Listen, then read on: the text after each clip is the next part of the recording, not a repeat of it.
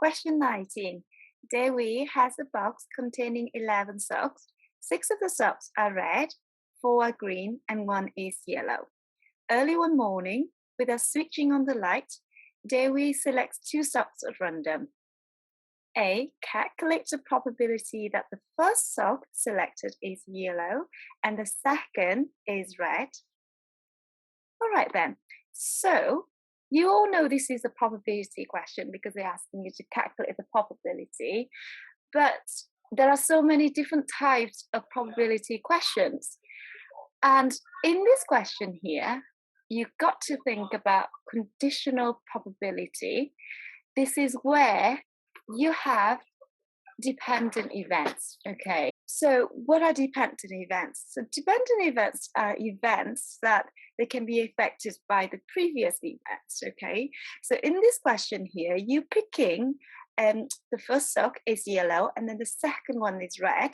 So the probability of getting the yellow is 1 because there's one of them out of 11 because there's 11 altogether. Yeah, it's 6, 4 and 1. But the next second event is affected by the previous event, okay? And this is because you only have 10 instead of 11 left, okay? So the second one would be 6, okay? 6 socks are red out of 10, and that is your probability. And you times it. The final answer is 6 over 110. B. Calculates the probabilities that Dewi selects 2 socks of the same color. Okay, same color.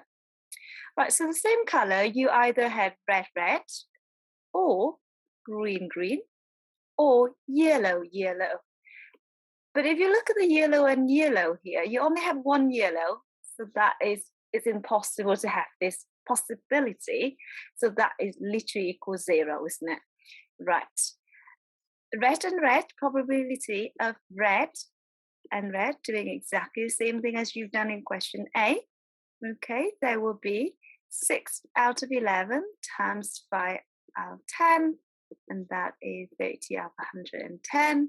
Probability of green and green, how many green you have here? 4. So 4 over 11 times 3 over 10, and that is 12 of 110. Now remember, these are the 2 possibilities that you can have. So we're just going to add them because that's mean or. Okay, so and times or add. Okay, and that should give you 42 over 110, and that's your final answer. C.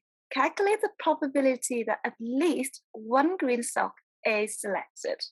Now, this is where the question is quite tricky, and it comes up really often in the maths exam recently now, okay?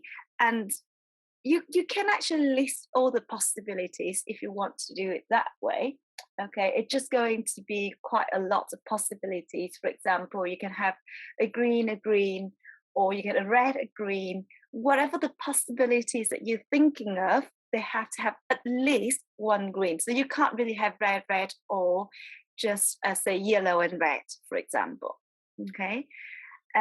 However, we also know the sum of the probability is always equal to 1. That's 1 event 100%, isn't it? So if I can think about a possibility when there is no green at all, okay, no green at all. So let's write that down first. The probability of no green, okay, and that is probably much easier to do it this way because that would be no green, which is 6 red and 1 yellow, so there's 7 of them, okay, 7 out of 11, and times the next event is 6 out of 10, okay, because you already picked 1 of it, so there's only 10 left, and that will give you 42 out of 110.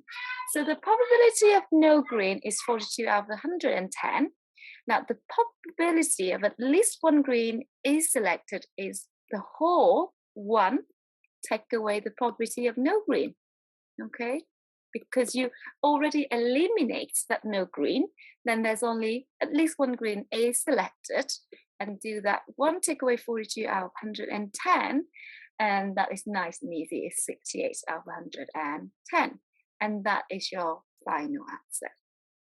Okay, so there's nothing wrong with doing the other way of listing all the possibilities, as I mentioned, but this way is much quicker way of doing this, especially if you've got a harder question when there are, say, 12 or 20 other possibilities, then all you got to do is take away the probability of not that event.